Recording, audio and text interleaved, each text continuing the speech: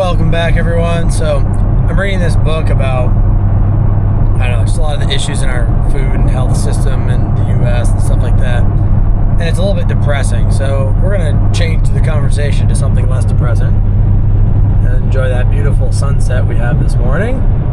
I love seeing the smokestacks. I don't know if you can see them yet as we drive by.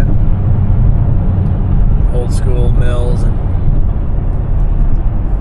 all the stuff that was here. But anyway, so what we're going to discuss today is all of the Chevy transmission recalls.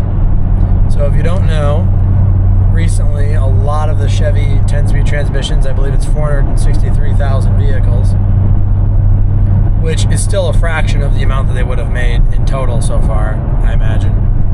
But still, a good chunk have been recalled for a valve body issue that causes the rear wheels to lock up if this component in the valve body fails. It's one of the solenoids.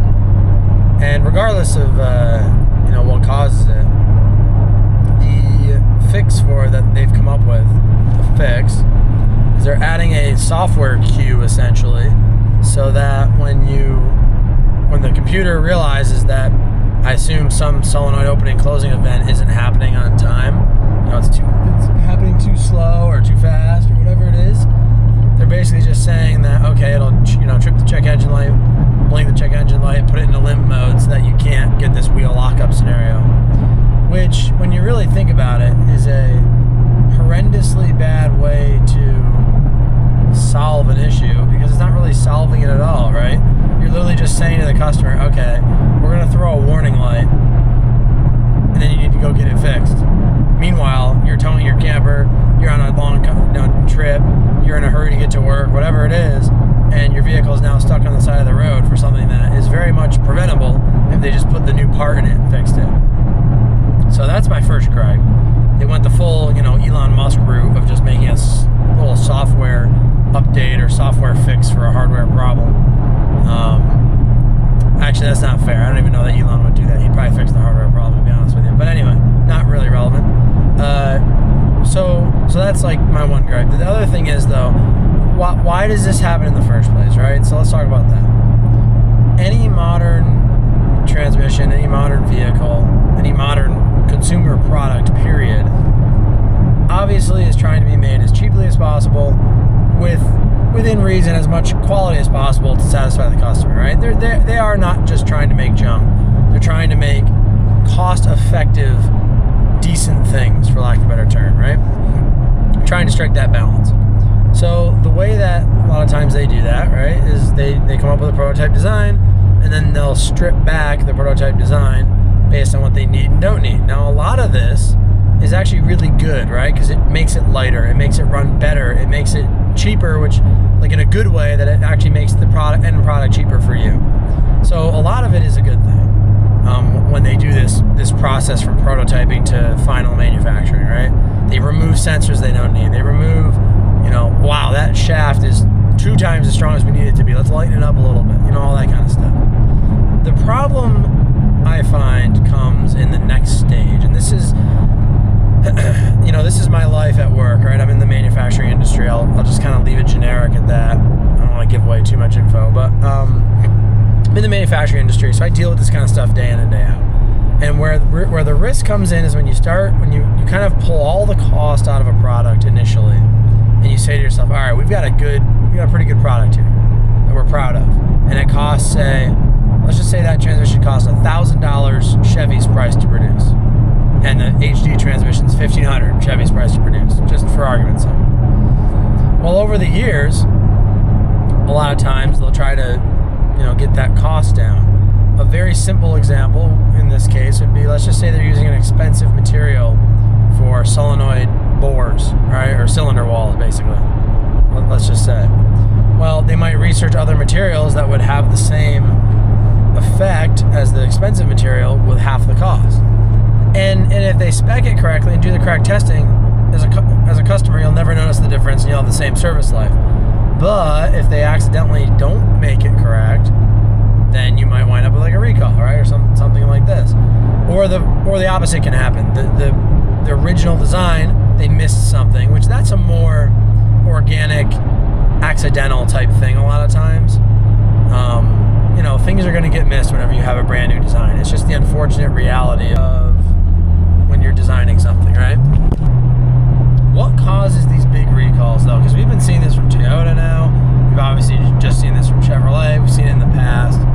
I hate to say this, as well, but guess what? The Ford 10-speeds are probably going to get a similar recall because they are co-developed with GM. So I just can't imagine they're going to, So this is going to be a multi-million vehicle recall when it's all said and done, most likely. And, what is causing that? Why is this happening? So we do now, and I hate to be like, oh, back in my day, but we do live in a society now where, and I'm not going to make all this political, but this is a factor, right? Right now, I think a lot of it is supply chains have just been very disrupted from 2020, COVID times until now, and continue to be. So you've got a couple different things, right? You've got all the COVID mess that disrupted supply chains very much so. But then you do have, changing administrations in the U.S. does in this case make a little bit more of a difference than I think people realize. So when you have an administration that is going to, or at least claims or does say that they want to bring, more supplier base back to the U.S., right? That's going to cause companies to sway away from Chinese and overseas suppliers. And then if you have an administration that says, isn't going to do that, then people are going to look for those lower cost options. Now, you might think that that's therefore a good thing, right? If you're forcing manufacturing to the U.S., you'll get a better quality product for the customer, and life's good, right? Yeah, maybe, right? A lot of times, sure, that may be true, but you would be surprised, and I've seen this in my own industry. There are products that U.S. companies have not made for so long, just because of various, right? It was so much cheaper for other countries to make, whatever it is. For example, stainless steel. A lot of the steel mills in the U.S. didn't make stainless steel for a very long time. Tariffs came in, and I believe it was late, like 2018 or 19. I could be a little bit wrong on the year, but around that time. And all of a sudden, U.S. manufacturers had a reason to make stainless steel again, which for the sake of U.S. jobs is fantastic. But temporarily for the sake of stainless steel quality, it was actually worse for a little while because the U.S. mills were tooling up to remake stain. Holy shoot. Wow, that was a move. Whew. That guy, I wish I turned the camera over there, but a guy towing a pretty long trailer just pulled out severely in front of somebody, and he knew he was doing it too. And he did absolutely gun it at least, so he knew what he was doing, but he really cut this guy off. But anywho, don't worry, guys. Whenever I'm filming these videos, trust me when I tell you, I am very much paying attention to what's going on around me on the road. I'm not looking at the camera. This is no different than me talking to a passenger. I just want to point that out. But anyway, so there can be supply chain disruptions from those kind of changes. And some of it's good, right? If it brings job to Americans, a lot of people would say that's good, right? And for Americans, that of course is good, objectively.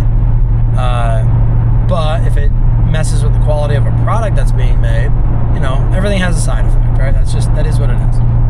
And like I said, I'm not making this political. That's not me taking a stance one way or another. That is a legitimate factor in this whole equation. So we do need to mention it. Aside from that, though, a lot of it can be things as simple as just whether they're local or overseas, choosing your suppliers wisely, right? And this is the classic thing, right? But, if you always go with the lowest bidder, it is true. You probably will get the lowest quality product. And usually you don't want to go with the highest bidder either, because they're just ripping you off. As with a lot of things in life, the sweet spot is somewhere in the Goldilocks zone, right? Somewhere in the middle. And if you can find that combination of the proper cost to quality ratio, it's going to make your company profitable and make your product actually good quality and last a long time. So we really need to encourage companies to find that ratio. And I have this theory on companies in general, okay? This goes that deer? Shit. Dude, this is a wild commute. I don't know if you can see, but that guy just whacked a freaking deer. Good Lord. I was going to take my bike today, and I'm kind of glad now that I did. Because the weather's actually pretty warm. It's like 43 out. Anyway, we rolling. Paying attention, we're rolling. Any major organization, and I'm going to pick on a specific company for a little bit. General Electric, GE. I'm going to pick on them because they're a really good example of this, and they're obviously an old school U.S. company that practically everybody's heard of, especially in like the Northeast and whatnot. But GE, okay? I mean, I believe they were one of the biggest companies in the world at one point, if not the biggest, right? Way back in the day. And so what happened, right? Because now they're obviously they're still a big company, but they've struggled for 20 years straight, right? Like everybody knows that. They've split off 14 times. They've had a bunch of different CEOs. They've struggled. Well, I can't explicitly say exactly what happened. There's a lot of different things that might have happened, right? Union-wise, or lack of unions, or whatever, different pay scales of employees being too high. There's all different theories on that. That's like one side of the argument. The other side of the argument is, just the world changed, they didn't keep up, whatever it is. But I'm going somewhere with this. Hang with me. I think part of it is every single company gets to a point where they make a really good product, right? They become bigger and bigger and bigger. They become a big corporation. They're making amazing products. Everybody loves them, or the service industry, right? Everybody loves it because their services are so good. A company like Amazon right now, right? Amazon's crushing it. Well, what eventually happens is they get a little too greedy and they really start to try to pry more out of the bottom line. They just don't accept the fact that the amount of profit they're making is enough. There's never enough profit, right? Which is a problem. And I'm very much a fan of capitalism, but that is a problem. And they wind up getting to a point where they just suck the blood out of the stone, and then the company starts to go the other direction because, there's no value in the product anymore, because they've sucked all the value out with all the cost, right? So you now have this bad product or bad service, and you're trying to sell it for the same price, and on paper your profit margin should be better, but nobody wants it anymore, so your company starts to take a downturn. And then the spiral happens.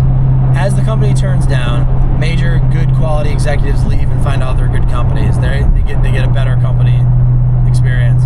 And then, that trickles down further, right? And lower level employees leave. And then there's layoffs because they can't make bottom line meet, so you wind up kicking out potentially good employees.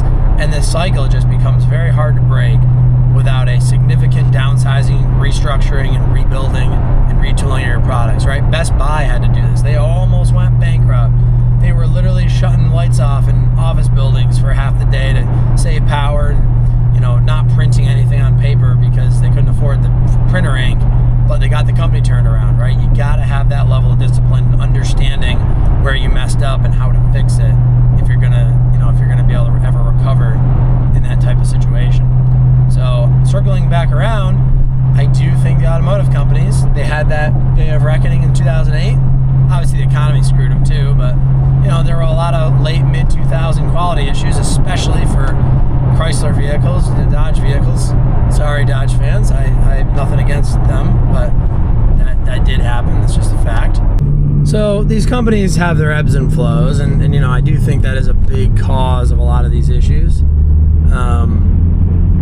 And so the automotive companies may be having another reckoning like 2008, kind of a similar thing, right? They're just trying to get the blood out of the stone. I mean, we know that MSRPs have risen a lot in the last few years, and we haven't necessarily gotten much more value for our money out of that, which is frustrating. So, I don't know. They're going to have to get better quality, better features, or a cheaper price, and a cheaper price, I think, for people to kind of rebuild confidence and respect in the companies.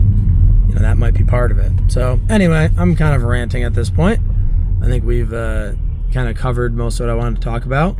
We'll see where the recall goes as far as how they do decide to fix it long term, how many of these fail after the little computer programming update. We'll just kind of see how it all works out. So anyways, guys, as always, thanks for watching. God bless America, and I'll see you in the next one. Goodbye.